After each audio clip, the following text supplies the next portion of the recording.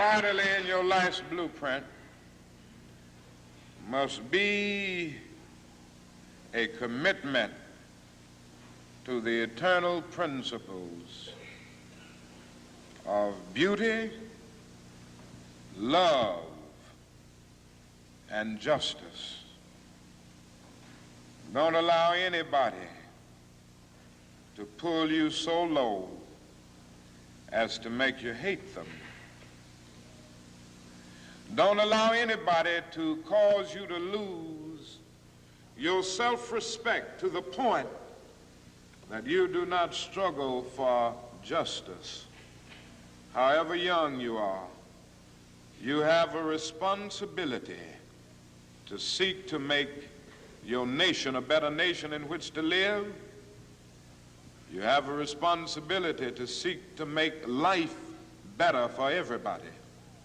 And so you must be involved in the struggle for freedom and justice. The Reverend Dr. Martin Luther King Jr. was born on January 15, 1929 in Atlanta, Georgia, and died from assassination on April 4, 1968. He was a minister and social activist who helped to lead the civil rights movement in the mid-1950s. His service to the community led to the end of legal segregation in America. He believed in nonviolence and led the March on Washington in 1963. He was awarded the Nobel Peace Prize in 1964. King's leadership and presence has left a legacy for us to follow. He believed in service and aid to each other. He believed in core values like our own at BL, of courage, integrity, and compassion. This legacy teaches us to continue to fight for equity for all of us. Recently selected as one of the 100 Black women advocating for change by Essence magazine, Dr. KAYE Whitehead is an associate professor of communication and African American studies in the Department of Communication at Loyola University, Maryland, and the host of award-winning radio show Today with Dr. K on WEAA. Dr. Whitehead's work in media and social justice has garnered national recognition and awards, including the 2019 Associated Press Award for Outstanding Talk Show. She is the author of 4 books.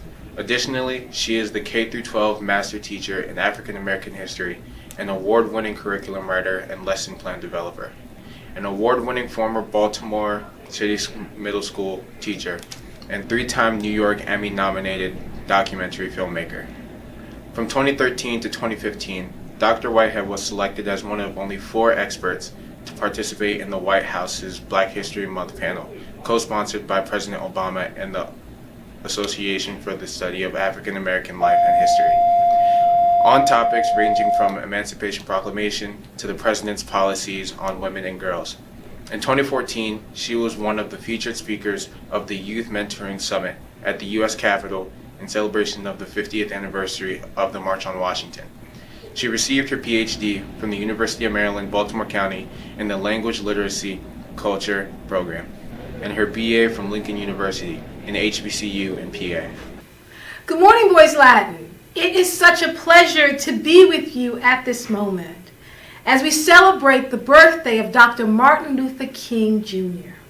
He is one of the few heroes who's talked about every single year during this time. He worked during the Civil Rights Movement. He was a leader. He stepped forward when others did not. He is someone, to me, who has always been a personal hero. Outside of my daddy, I always lifted up Dr. King. When I was growing up, I said I either want to be Dr. King or I wanted to be a bald eagle. That was my choice. Dr. King or a bald eagle. Because bald eagles know how to soar. They know how to go higher. They know how to stand alone. And Dr. King, when he was a little boy, that's what he wanted. He wanted to soar, to go higher, to stand alone. I think there's so many lessons that we can learn from Dr. King. I think this year, one of the things we have to think about, since so much has happened, is how can we soar? How can we go higher? How can we do more? How can you, no matter how old you are or what grade you're in, how can you make a difference? You don't have to be old to make a difference. You just have to make the decision to do it. And then step forward. Even if nobody is stepping with you, you step forward and you do the right thing at the right moment, even if nobody else is joining you. That's what it means to soar, to step forward, to be a leader. Because being a leader doesn't mean people are following you. It means you're making the right decision at the right time. You are speaking up and telling your story. You have the courage when others do not. I think there are 5 lessons we can learn from Dr. King. And I want to lay out those 5 lessons and challenge you to think a little bit more about how you can take Dr. King's vision and implement it into your life. Implement it into your classroom. Implement it into the school. The first is Dr. King talked about learning how to make sacrifices. In fact, he said if a man or a woman hasn't discovered something that they are willing to die for, then they are not fit to live. That's a big charge when you're young. Like, what are you willing to die for when you really just started living? Well, even when Dr. King was a little boy, he said he was willing to stand up for justice, stand up for freedom, stand up for equality, even when he was a little boy. It's about making choices and making decisions. What is your life worth? What is important to you? Is it lacrosse or is it fencing? Is it bow ties or is it long ties? Baseball hats or skull caps? What is important to you? Life is about making choices. When you're younger, the choices are easier. Blue shirt or burgundy shirt. As you get older, the choices become more difficult. Do you stick with someone when everyone else has turned around? Do you stand up for the person that nobody's standing up for? Do you speak for those who can't speak for themselves? It's about making sacrifice and making choices. That's number 1. Number 2, Dr. King said we must understand, recognize, and pursue the truth. Now, I'm going to make the assumption that we all know the difference between the truth and a lie. I think that's pretty clear. But there's some variations there. What about if you believe it's the truth and nobody else believes it? Does it make it false? Dr. King said that's what truth looks like. It doesn't matter whether anyone believes it. The truth stands alone. He argued that the biggest truth is around unconditional love and acceptance. That's the biggest truth that we can speak. Sometimes truth is about standing up for it. Sometimes truth is about speaking it. For us, at this moment, if we understand it, if we recognize it, then we have to pursue it. We have to press forward. We have to run to that mark. And then we have to stand on it. I think when someone tells you something and they tell you it's the truth, this is what I tell my sons. You pick it up. You hold that truth to the light. You challenge yourself and you look at it and say, is this what I believe? And if I do, why? And if I don't, why not? And then I line it up against what I've been taught. My parents have taught me the truth. My teachers have taught me the truth. Where does this piece of information stand in that line of truth that I know to be quite true in front of my life? We have to understand, recognize, and pursue the truth. That's number 2. Number 3, Dr. King talked about the power of love, which builds on this notion of truth. In fact, he said, I have decided to stick with love because hate is too great a burden to bear. Now, in Dr. King's letter from a Birmingham jail, now he wrote this on scraps of newspapers and he smuggled them out with his friends. He answered this call and asked people and challenged them to think about love, even when he was in jail. He said, despite where I am at this moment, I'm sticking with love. Despite what's happened to me, I'm sticking with love. Despite all the hate around me, I am sticking with love. Because it's about the choices I make. It's about the truth that I believe. So I'm going to stick with love. Dr. King said love is also tied to justice. In fact, he said that injustice anywhere is a threat to justice everywhere. How can you love if you don't pursue justice? What does it mean again to stand up for what is right? This notion of love in action has been practiced by a number of people. Some you probably recognize. We've seen it in the teachings of Jesus Christ and Mahatma Gandhi. We've seen it in the teachings of James Farmer and Mary McLeod Bethune. We've seen the active practice of love. Dr. King said, when we stand up on the power of love. That's number 3.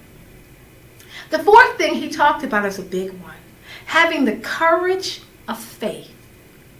Dr. King said faith is taking the first step even when you don't see the whole staircase. I think about that, like, waking up late at night and you get to the stairs. I want to see the top before I start walking. Dr. King said that's fine when I'm walking up actual steps, but in my life, I have to take a leap of faith. I have to believe I'm doing the right thing. What my father said is that you'll come to a moment when you come to the end of all that you know.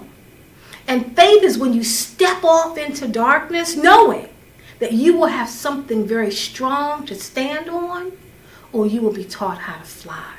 You'll be taught how to soar. When we step forward and we have the courage of our convictions, when we step forward doing it in truth and in love, we're taking a step of faith. Dr. King says we must step forward in faith. That's number 4. The 5th thing, which I think is really fascinating, is judging people by the content of their character and not the color of their skin. Now, we talk a lot about that, and we stand on that a lot. It's about looking at a person's heart and judging them for that. Dr. King said there's going to come a day when we're going to look to people and we're going to decide who they are based upon what they do and based upon what they say and not what they look like. I believe that part of Dr. King's dream has been achieved. Look around your classroom. We're all from different places, all different races and ethnicities, all different religions, and we're all judging each other based upon what we say and what we do. You should hold fast to that. Because when you're in an environment like Boys Latin, it's about having your genius sparked. It's about learning that you are here for a purpose. It's about understanding that you don't have to be old to do the right thing. Here's a prime example. When Dr. King was in the Birmingham jail, right next to him was activist Dick Gregory. And Dick Gregory said there was a 4-year-old boy in jail with him. 4 years old. He had been out with his sister. He had gone to the march with his sister. And he had been arrested like his sister. And he was told by the person in charge that we're going to hold you in jail 1 day for every year of your life. That's 4 days in jail for a 4-year-old. Dick Gregory said that when he got out of jail after 4 days, he had been crying the whole time. They put a microphone in his face saying, why were you in jail? What do you want? You're only 4. He said, I just want my freedom. Dr. King said he couldn't even say the word freedom. He just knew what he wanted. He just wanted his freedom. You don't have to be old to do the right thing. Dr. King said that 4-year-old that day inspired more people than he did. Because if a 4-year-old could stand up for justice, if a 4-year-old can stand up for freedom, if a 4-year-old can have courage, then why can't you? Boys Latin, I want you to ask yourself a couple of questions. What are you good at doing? What is your passion? What can you do better than anybody that you know? And how can you use that to make the school better? We have to collectively press forward to make ourselves better, to make our friends better, to make our school better, and ultimately, and this probably sounds huge to a 5-year-old and not so big to an 11th grader, ultimately make Baltimore City better.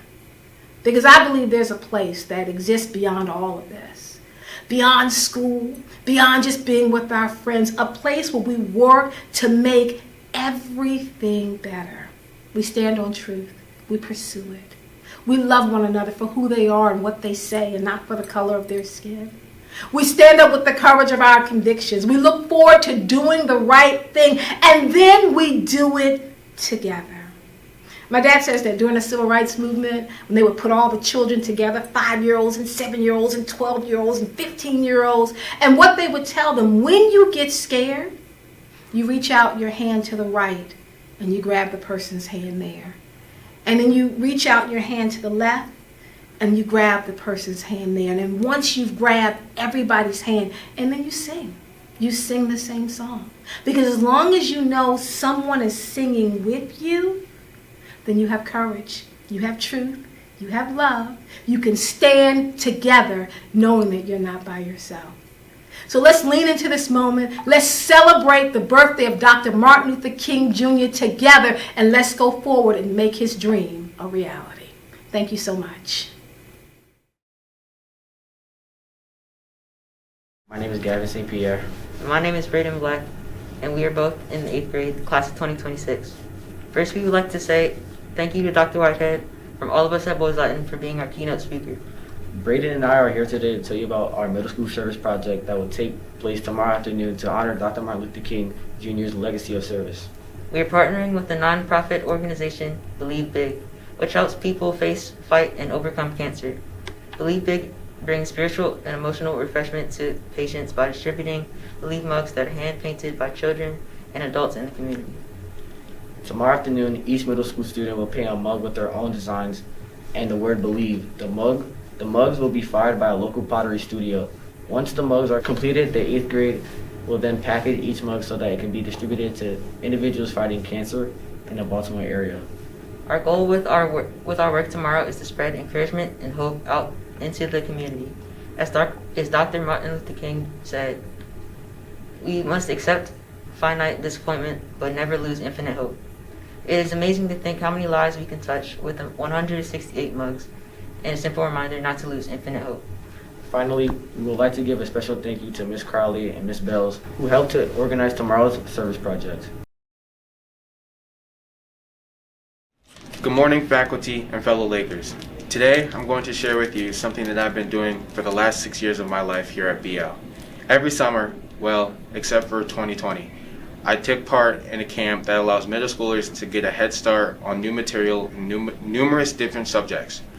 This camp is called MGP, or the Middle Grades Partnership. The camp consists of a private school and a Baltimore City public school in which the students from each school come together and with the help of teachers from both schools take students through a series of topics in math class, reading class, writing class, and health class. Boys Latin's partner school is City Springs Elementary and Middle School. This MGP camp at BL lasts for 5 weeks, and each week they focus on specific topics and then a different one the next. Now, out of all this, where would I be? Me? I'm a mentor. I was one of 3 BL mentors to be in the camp this past year, along with my fellow classmates Lucas Hazard and Zay Patterson. Now, it wasn't just us 3. We were accompanied by several other mentors as well. Our job as mentors is to accompany the students as well as help them through their time in the camp. Throughout the day, we give them breakfast, give them lunch, and give them some time to blow off steam and have some fun in the middle school gym. I have a very special connection with MGP because I used to be a student sitting in the chairs that they sit in over the summer. Throughout my time in middle school, I attended MGP every single summer in middle school. When I hit high school, I stuck with it and became a mentor. I think it was really good opportunity to meet new kids every year, meet new people in our mentor group, and see teachers that I haven't seen since middle school, that I don't see on a day-to-day basis. Most importantly, to help kids get a head start on education that each and every single day one of them need. Now, how did this tie into MLK Junior Day? MLK helped lead several different civil rights movements. He organized numerous peaceful protests, including the March on Washington in 1963. He believed in service to others so that all of us can live a better life. I want to follow in his footsteps by helping these kids receive a good education just like Martin Luther King did with the service to civil rights. Through this service and from these City Springs kids, I also learned to know myself, be confident, and be grateful. I hope that all of us can meet and work alongside many different people in our life because this is how we learn about the world. Good morning.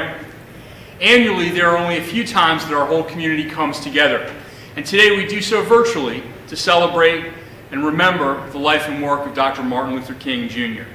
Thanks to Mr. Powell and to the members of the faculty and our Community Equity and Inclusion Committee for their efforts to plan today's assembly. Thanks as well to our many student contributors who helped to animate the life and work of Dr. King. Finally, please join me in thanking Dr. Whitehead for her remarks today. I appreciate all of your leadership and your contributions. I've said to you before, and I fully believe that Dr. Martin Luther King Jr. is the most important American who's never held an elected office. His life, his words, his work focused on creating a better world, not for a few or not even for many, but for all. His life, his words, his work still resonate with us today. During my church service last weekend, our deacon described the work of one of our parish's ministries. And he said that I've learned you gain so much more than whatever you might give in the act of service. That resonated with me particularly as I thought about today's assembly. On February 4th, 1968, Martin Luther King Jr. delivered his last sermon at Ebenezer Baptist Church, which was his home church. The sermon, entitled The Drum Major's Instinct, was inspired by the passage from Scripture, "Whoever wants to become great among you must be your servant." Think about that for a second. If you want to be great, you have to be a servant. If you want to be great, you need to put others before yourself. You have to serve. Dr. King, inspired by the passage, said if you want to be important, wonderful. If you want to be recognized, wonderful. If you want to be great, wonderful. But recognize that he who is greatest among you shall be your servant. That's a new definition of greatness. And this morning, the thing that I like about it, by giving this new definition of greatness, it means that everybody can be great, because everyone can serve. You don't have to know your subject or make your subject and your verb agree to be great. You don't have to know Plato and Aristotle to serve. You don't have to know Einstein's theory of relativity to serve. And you don't have to know the law of thermodynamics to serve. You only need, as Dr. King said, a heart full of grace, a soul generated by love, and you can be a servant. This concept of being a servant leader, should not be new to you. This idea of laboring daily with a servant's heart should sound and feel quite familiar. You see, our motto, esse quam modere, to be rather than to seem, challenges you to act out of your own authentic self on behalf of and for others. The act of service and the spirit of service are a natural application of our mission. Our mission expects you to strive for academic and personal excellence, sure, but that excellence, that's not just for yourself. It's not just for your own pride and glory. Instead, that excellence calls you to a higher purpose. You're called to use your gifts and your talents so that you can make an impact, so that you can make a difference. At the heart of all of our works are our relationships. The relationships that each of you has with one another, the relationships you have with your teachers, your coaches, your advisors. These relationships, they're there to help and support you, but they're there also to challenge you to be better, to think beyond yourself, to think beyond your own experiences, to be able to imagine, if not actually walk in the shoes of another person. To serve others is to sit and be in relationship with one another, in relationship with those who may have different experiences, and to learn honestly from one another. Approached with humility, service allows for moments of grace and moments of greatness. And that's where Dr. King's call to service comes in. For us, serving for and with others is born out of a spirit of generosity. Service is an expression of compassion, it's an expression of courage, and it's an expression of integrity. Service provides the opportunity to meet the challenge of Dr. King, to give and to not count the cost. And that reward, well, that's enough for me.